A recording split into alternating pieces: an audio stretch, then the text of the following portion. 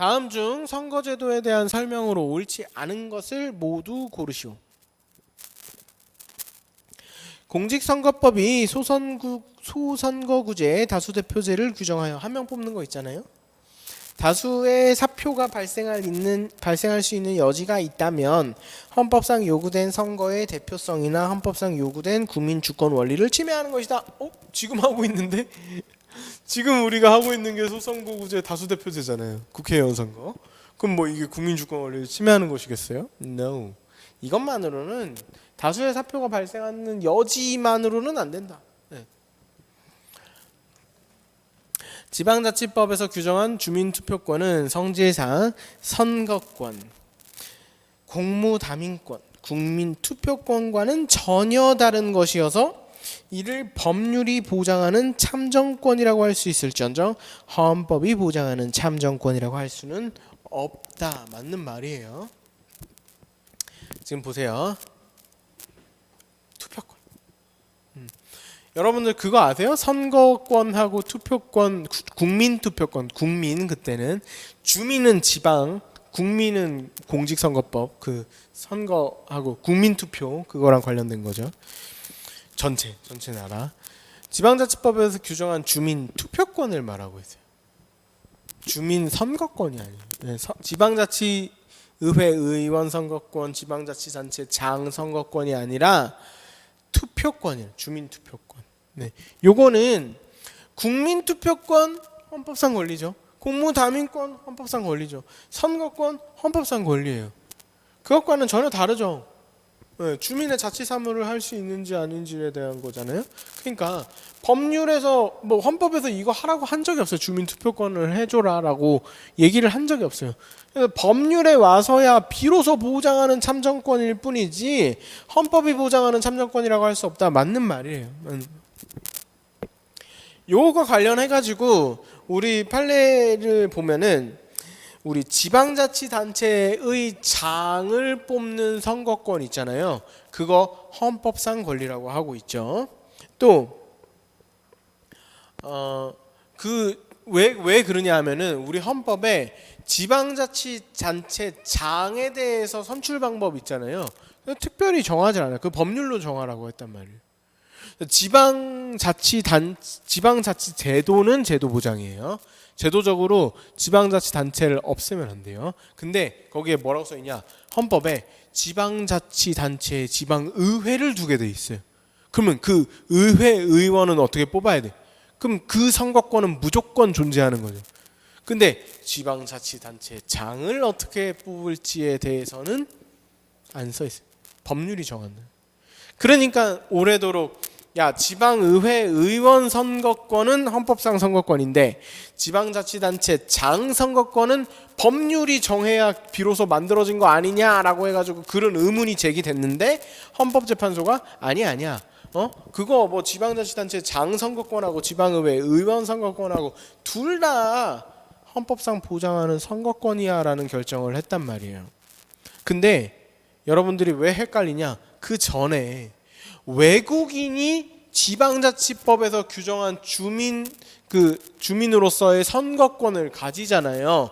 지방자치단체 장하고 지방의회 의원 선거하고 그 외국인의 선거권과 관련해서 외국인의 기본권 주체성을 할 때 그거에 대해서 외국인의 기본권 주체성 인정 안 되지 라는 그 이전 결정이 있어요. 그러다 보니까 헷갈릴 수 있겠죠. 근데 외국인의 기본권 주체성 얘기하는 거 하고 지방자치단체 장의 선거권이 뭐 그거냐 하는 거 하고 조금 맥락이 다르기는 해요. 나온 맥락이. 자, 지방자치단체 장 선거권이 헌법상 보장되는 참정권이냐 하는 그 논의에서는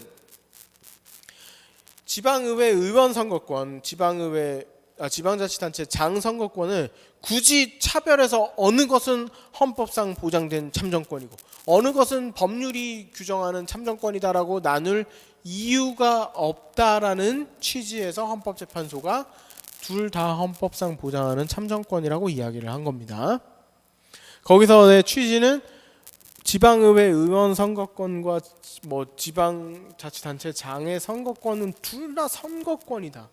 선거권이라는 측면이. 외국인에 대해서 선거권이 인정이 되는데 그거는 법률상 보장되는 것이다.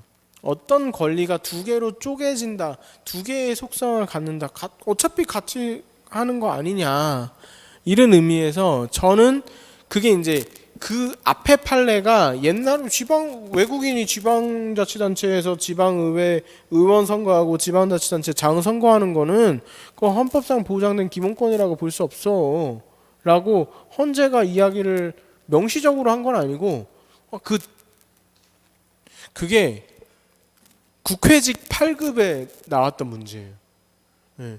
그러다 보니까 그게 이제 기출 문제니까 계속 이제 반복해서 그게 맞는 지문으로 책이나 뭐 이런 데서 계속 반복해서 나온, 명시적으로 얘기한 바는 없어요. 네. 근데 수험생 입장에서, 여러분들이 수험을 하는 입장에서는 어떻게 해야 되냐? 기출 문제가 있으면 기출 문제에 따라야 돼요. 외국인의 지방선거 선거권이 헌법상 보장되는 참정권이냐라고 묻는다면 그거에 대해서 명시적으로 이야기가 된 바가 없기 때문에 수험생의 입장에서는 8급 그 문제에 나왔던 그 기출 문제의 태도대로 X, 이건 법률이 비로소 인정해 준 거지, 이건 헌법상 보장된 참정권이 아니지, 외국인한테는, 이렇게 가야 된다는. 조금 논리가 어렵기는 한데 저는 좀 마음에 안 들어요, 이 상황이. 하지만 이게 바로 수험 법학입니다, 여러분. 교수님들의 생각을 제가 강의하는 게 아니잖아요. 네. 우리는 기출과 판례의 태도, 그게 제일 중요한. 아무튼 주민투표권은 명시적으로 아니라고 했어. 오케이. 자, 디귿. 수용자의 선거권을 제한하는 것은 수용자가 정상적이고 자유로운 사회생활에 복귀하기 위한 목적에 부응하거나 수반하는 것이라고 볼 수 없어가 아니고 있다고 봤죠. 네, 이게 목적의 정당성이랑 수단의 적합성을 인정했어요. 2014년 판례에서. 헌법적으로 허용될 수 없는 것, 이 부분은 맞는데 이유가 지금 틀렸어요. 목적의 정당성과 수단의 적합성은 인정한 사건이죠. 결론만 기억하고 있으면 이런 데서 이제 좀 틀리는 거예요. 이건 좀 어려운 지문이 될 수 있는데, 수용자 부분에 대해서는 판례가 뭐라고 그랬죠? 이건 헌법 불합치해야 된다.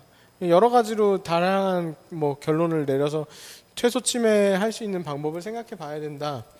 네, 근데 규정 자체가 그렇게 돼 있으니까 집행유예 부분은 뭐 단순 위헌을 해도 되는데, 집행유예자의 경우에는 지금 교도소 안에 있는 게 아니니까 이 친구들은 그냥 뭐 단순 위헌 해도 되는데, 결론을 단순 위헌으로 낸 게 아니고 해도 된다. 그런데 수용자의 경우에는 좀 헌법 불합치를 생각을 해봐야 되지 않냐라고 해서, 그러니까 우리가 아니라 입법자가 좀 다른 최소 침해할 수단을 생각해야 되지 않냐라고 해서 뭐 위헌성은 동일한데 헌법 불합치를 한 거거든요. 그래서 뭐 단순 위헌을 했다는 게 아니에요. 그래서 이제 헌법 불합치가 나왔다는 결론만 가지고 우리가 헌법적으로 용인될 수 없다. 맞네. 이렇게 하면 안 되고, 여기 목적에 부응하는 수단이라고 볼 수 없다는 아니라는 거죠. 목적의 정당성과 수단의 적합성까지는 인정했던 판례, 최소 침해성과 법익 균형성이 잘못됐다라는 이야기죠. 다음으로 리을.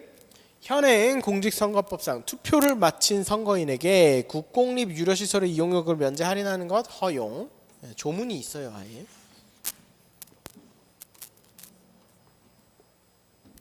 네, 다음으로 미음. 정당을 제외한 모든 단체의 선거운동을 금지한 공직선거법 규정은 표현의 자유를 침해하는 것이 아니다. 자, 요 지문 솔직히 조금 문제가 있어요. 이게 좀 여기 정확하게 말하면 공직선거 및 선거부정 방지법이라고 해야 정확한 표현이 될 것 같아요. 왜 그러냐? 현행법 전에 공직선거법, 그러니까 현행법이 아니라 공직선거법으로 이름이 바뀌기 전에 공직선거 및 선거부정 방지법에 있었던 95년도 판례예요. 이때는 공직선거 및 선거부정방지법을 우리가 줄여서 공직선거법이라고 부르기는 했는데 그 공직선거법에 대한 판례에서 거기에 그렇게 있었어요.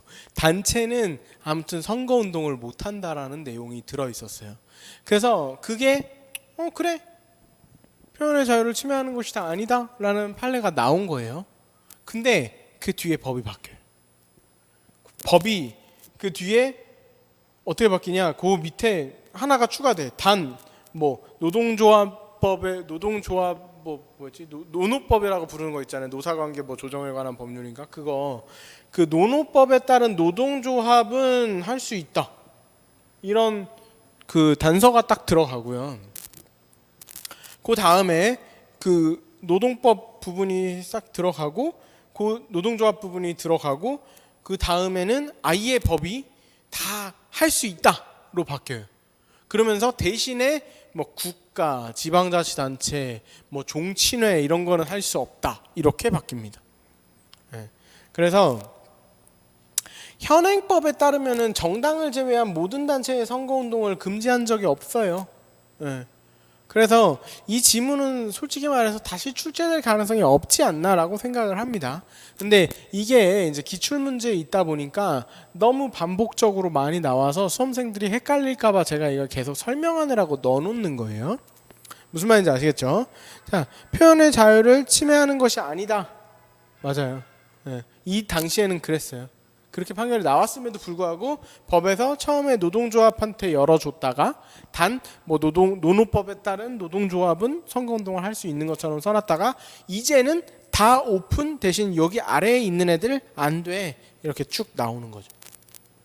그래서 이 미음이 당시에는 맞는 결정이었기 때문에 그렇게 나왔던 거예요. 그러니까 지금도 사실 이 문장을 놓고 보면 정확하게 말하면 판례에 따라야 되잖아요. 다툼이 있는 경우 헌법재판소의 판례에 따라야 되잖아요. 법이 개정된 거지 판례가 변한 적은 없으니까. 개정된 법이니까 옛날 거를 돌아가가지고 굳이 누가 이게 무슨 관련성이 있어야 그거를 다툴 거 아니에요. 이게 재판의 전제가 되든 뭘 하든 해야 될 거 아니에요. 공소시효 다 지났을 거고 뭐 아무것도 안 될 건데 뭐 어떻게. 그러니까 이 판례는 영원히 변경될 수가 없는 거죠. 정확하게 말하면 만약에 이 지문이 지금도 출제가 되었다. 물론 좋은 지문은 아니겠지만 정당을 제외한 모든 단체의 선거운동을 금지한 공직선거법의 규정, 줄여서 공직선거법이라고 불렀으니까 그 규정 옛날에 금지했던 거 그거는 표현의 자유를 침해하는 것이 아니다? 그럼 맞는 지문이랑 지금도 그죠? 이게 참 애매하죠. 왜 이게 사회과학의 어쩔 수 없는 뭐라 그러지? 시간적 한계라 그래야 되나?